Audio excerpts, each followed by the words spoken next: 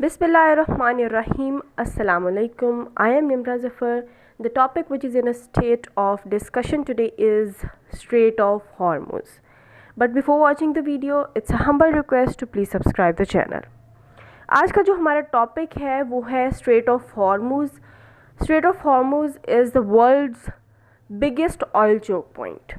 आज के इस लेक्चर में हम पढ़ेंगे स्ट्रेट ऑफ हॉर्मूज़ क्या है, ये कहाँ सिचुएट करता है, इसकी स्ट्रेटजिक इम्पॉर्टेंस क्या है, कौन इस स्ट्रेट को कंट्रोल करता है, किसके अंडर ये स्ट्रेट आती है, इसकी इम्पॉर्टेंस क्या है, और यूएस और ईरान की जो कन्फ्रंटेशन है, उनकी जो राइवलरी है, उसकी वजह से स्ट्रेट ऑफ हॉर्मूज़ के हवाले से बाकी दुनिया पर क्या असरात पैदा हो सकते हैं. तो सबसे पहले आते हैं स्ट्रेट ऑफ हॉर्मूज़ क्या है. स्ट्रेट ऑफ हॉर्मूज़ जो है वो लिंक पैदा करती है किसके दरमियान? पर्शियन गल्फ़, ये पर्शियन गल्फ़ है, ये गल्फ़ ऑफ ओमान है, और इसके जो बेसिन कंट्रीज़ हैं ईरान, यूएई एंड ओमान, ये इसके बेसिन कंट्रीज़ हैं. ठीक है, ये जो स्ट्रेट ऑफ हॉर्मूज़ है, ये सेंटर पॉइंट जो है ईरान और ओमान के दरमियान, इसको कहते हैं straight of Hormuz. Strait of हॉर्मूज़ जो है वो पर्शियन गल्फ़ को और गल्फ़ ऑफ ओमान को आपस में मिलाता है. ठीक है, क्योंकि इनके दरमियान में क्या है? स्ट्रेट ऑफ हॉर्मूज़ है. पर्शियन गल्फ़ और गल्फ़ ऑफ ओमान के अलावा इस तरफ आता है अरेबियन सी, और अरेबियन सी को भी ये कनेक्ट करता है. तो ये जो तीनों हैं, gulf of Oman, Persian gulf and Arabian sea, ये तीनों आपस में कनेक्टेड हैं through the strait of Hormuz. ठीक है, strait of Hormuz is a link between the Persian gulf, gulf of Oman and Arabian sea, और ये वर्ल्ड्स बिगेस्ट शिपिंग लेन है. मतलब क्या है कि यहाँ से स्ट्रेट ऑफ हॉर्मूज़ से बहुत बड़ी तादाद में जो शिप्स हैं वो गुज़रती हैं. ठीक है, और इसके अलावा अब बात यहाँ पे एक इम्पॉर्टेंस जो रखती है बात, वो ये भी है कि क्या ये इंटरनेशनल वाटर्स हैं? तो इसका जवाब है नहीं, ये इंटरनेशनल वाटर्स नहीं है, ये टेरिटोरियल वाटर्स हैं. किसके? ओमान के और ईरान के. मतलब ईरान और ओमान का इन्फ्लुएंस जो है वो है यहाँ पर, और इसके अलावा और यहाँ पर कंट्रोल किसका है? ईरान का और ओमान का. और बाद में हम ये भी देखेंगे कि ज़्यादा कंट्रोल किसका है इसके ऊपर. ठीक है, तो ये था स्ट्रेट ऑफ हॉर्मूज़. आगे हम अब इसकी पढ़ते हैं कि इसके ऊपर कंट्रोल जो है वो किसका है और इसकी इम्पोर्टेंस इतनी क्यों है. स्ट्रेट ऑफ हॉर्मूज़ जो है इसके 8 आइलैंड्स हैं. ठीक है, इसके गिर्द 8 आइलैंड्स हैं जिनमें से 7 आइलैंड्स पर किसका कंट्रोल है? ईरान का. तो यहीं से अंदाज़ा लगाया जा सकता है कि स्ट्रेट ऑफ हॉर्मूज़ के ऊपर ज़्यादा इन्फ्लुएंस किसका है, ज़्यादा कंट्रोल किसका है? ईरान का है. ठीक है, और इसी मामले में कन्फ्रंटेशन भी पाई जाती है ओमान के बीच में और ईरान के बीच में, क्योंकि ओमान कहता है कि कुछ आइलैंड्स जो हैं, कुछ आइलैंड्स के ऊपर इनकी लड़ाई है कि ये आइलैंड्स ओमान कहता है मेरे हैं और ईरान कहता है मेरे हैं. ठीक है, लेकिन ईरान जो है उसने मेंटेन की हुई है यहाँ पर स्ट्रेट ऑफ हॉर्मूज़ पर अपनी मिलिट्री सिंस 1970 से उसने अपनी मिलिट्री यहाँ पर बिठाई हुई है, जिसकी वजह से उसका इन्फ्लुएंस जो है वो स्ट्रेट ऑफ हॉर्मूज़ पर ज़्यादा है. ठीक है, अब आते हैं, हम देखते हैं इसकी इम्पोर्टेंस कि स्ट्रेट ऑफ हॉर्मूज़ जो है वो किस लिहाज से इम्पोर्टेंस रखता है, इतनी अहमियत इसकी क्यों है. अब आते हैं स्ट्रेट ऑफ हॉर्मूज़ की इम्पोर्टेंस पर कि ये स्ट्रेट जो है ये इतनी इम्पोर्टेंस क्यों रखता है. इसके अलावा और भी बहुत सी जो है स्ट्रेट्स वो पाई जाती हैं, लेकिन इसकी इतनी इम्पोर्टेंस ज़्यादा क्यों है ये अब हम देखते हैं. सबसे पहले तो इकोनॉमिक इम्पोर्टेंस जो है उसकी वजह से इसकी इतनी ज़्यादा ज़रूरत है, ये इसकी इतनी ज़्यादा अहमियत क्यों है?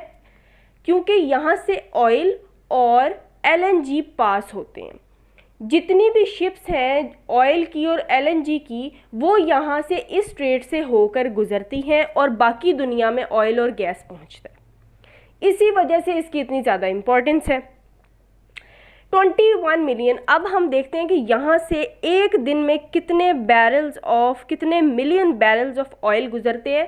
21 million barrels of oil per day यहाँ से पास होते हैं, यहाँ से ट्रैवल करते हैं और दूसरी कंट्रीज़ तक जाते हैं। और जो कि अब 25 million barrels of oil per day का मतलब क्या है कि 25% ग्लोबल ऑयल जो है, जो दुनिया में जाता है, 25% वो डिपेंड किसके ऊपर करता है, स्ट्रेट ऑफ हॉर्मुज़ पर डिपेंड करता है। और अगर हम लिक्विडफाइड नेचुरल गैस की बात करें, LNG की बात करें, तो 1/3 ऑफ द वर्ल्ड्स LNG जो है वो यहाँ से ट्रैवल करके दूसरी कंट्रीज़ में जाता है। ठीक है, इसका मतलब ये है कि बहुत सारा जो बाकी ममालिक हैं, बहुत ज़्यादा ज़रूरी नहीं है कि सिर्फ मिडल ईस्ट में ही, वेस्ट में और एशिया में भी बहुत ज़्यादा इंपॉर्टेंस है इस स्ट्रेट की, क्योंकि वहाँ तक जो गैस और ऑयल पहुँचता है वो इस स्ट्रेट के थ्रू पहुँचता है, इसीलिए इसकी इतनी ज़्यादा इंपॉर्टेंस है ऑल ओवर द वर्ल्ड। अब आते हैं हम कि अगर US और ईरान की जो कन्फ्रंटेशन, आपस में उनकी जो लड़ाई है, उसकी वजह से अगर कोई मसाइल पैदा होते हैं तो कौन से इम्पैक्ट्स होंगे बाकी दुनिया पर। ठीक है, दूसरे ममालिक को क्या क्या जो डिफ़िकल्टीज़ हैं वो फेस करनी पड़ेंगी। सबसे पहले तो हम बात करते हैं कि US की। US जो है वो खुद 10% डिपेंड करता है स्ट्रेट ऑफ हॉर्मुज़ पर। ठीक है, अपने ऑयल की वजह से 10% जो अपना ऑयल है वो वहाँ से लेता है। दूसरी बात, ईरान जो है, अब क्या है, इनकी दोनों की दुश्मनी की वजह से ईरान इस स्ट्रेट को क्लोज़ कर सकता है, क्योंकि ईरान का जो इन्फ्लुएंस है वो इस स्ट्रेट पर सबसे ज़्यादा है। वहाँ पर उसने अपनी मिलिट्री बिठाई हुई है, वहाँ वो आने वाली शिप्स को हरास कर सकता है जो USA से आ रही हैं, या फिर स्ट्रेट ऑफ हॉर्मुज़ को क्लोज़ कर देता है। अब यहाँ से आप अंदाज़ा लगाएं कि अगर स्ट्रेट ऑफ हॉर्मुज़ एक दिन के लिए भी बंद हो जाती है तो दूसरी दुनिया में ऑयल की प्राइसेस कहाँ तक जाएंगी, और ऑयल की जो शॉर्टेज है वो कितनी ज़्यादा होगी और कितने मसाइल पैदा होंगे। अगर ये क्लोज़ कर देता है तो ऑयल की प्राइस बहुत ज़्यादा हो जाएगी और इन्फ्लेशन पैदा होगी। कहाँ पर, ना सिर्फ मिडल ईस्ट में, मिडल ईस्ट कंट्रीज़ को तो चलो ये पहुंचा भी देते हैं अगर, तो यहाँ पर इन्फ्लेशन कहाँ पर ज़्यादा होगी, वेस्ट में भी होगी और एशियन कंट्रीज़ में भी होगी। ये हमने इम्पैक्ट्स पढ़ लिए कि अगर स्ट्रेट ऑफ हॉर्मुज़ क्लोज होता है तो दूसरी दुनिया पर इसके क्या इम्पैक्ट्स होंगे। अब आते हैं, अब हमने जब एक CSS के लिए हम एक टॉपिक प्रिपेयर करते हैं तो हमने उस टॉपिक के हर एस्पेक्ट को देखना होता है। ठीक है, हर एस्पेक्ट से हमने उस टॉपिक को स्टडी करना होता है, क्रिटिकल एनालिसिस करना होता है हर चीज़ का। अब हम लोग ये भी देखते हैं कि क्या ईरान वाकई स्ट्रेट को क्लोज़ कर सकता है, तो इसका आंसर जो है वो है नो। अगर क्यों वो स्ट्रेट को क्लोज़ नहीं कर सकता, वो खुद भी मजबूर है। क्योंकि बहुत ज़्यादा जो ममालिक हैं वो उसके ऊपर डिपेंड कर रहे हैं। US जो है अगर सैंक्शन लगा देता है दूसरी कंट्रीज़ पर, जो कि वो करता भी है, कि आपने ईरान से ऑयल नहीं मंगवाना, ठीक है, मिडल ईस्ट से नहीं आएगा, तो जो अदर कंट्रीज़ हैं लुक बियॉन्ड मिडल ईस्ट, तो वो दूसरे मिडल ईस्ट के अलावा कहीं और देखना शुरू कर देंगे, कहीं और से ऑयल मंगवाना शुरू कर देंगे, जिससे क्या होगा, ईरान के ऊपर रिलायंस जो है दूसरी कंट्रीज़ की वो कम हो जाएगी। ठीक है, ईरान का जो यहाँ पर कंट्रोल है ना स्ट्रेट पर, या जो ईरान की पावर जिस वजह से है, अगर वही काम कर दिया जाएगा तो फिर क्या पीछे रह जाएगा। माइकल नाइट्स जो है वो एक एक्सपर्ट है, वो कहते हैं कि they would be cutting their own throat if they close the straight. वो कहते हैं कि अगर ये स्ट्रेट ऑफ हॉर्मुज़ को ईरान क्लोज़ करता है ना, तो ये अपना ही गला काटने के मुतरादिफ है। ठीक है, अपने ही पैर पर ये लोग कुल्हाड़ी मारेंगे अगर ये स्ट्रेट ऑफ हॉर्मुज़ को बंद कर देते हैं। तो ये था स्ट्रेट ऑफ हॉर्मुज़, जिसमें हमने क्या पढ़ा, स्ट्रेट ऑफ हॉर्मुज़ क्या होता है, कहाँ पर क्या है, कहाँ पर सिचुएट करता है, उसकी लोकेशन देखी है हमने अकॉर्डिंग टू मैप। एक बात अपने माइंड में रखिए कि जब भी आपने कोई टॉपिक पढ़ना है, आपके लिए बहुत ईजी हो जाएगा उस टॉपिक को याद करना जब आप उस टॉपिक को मैप से पढ़ेंगे।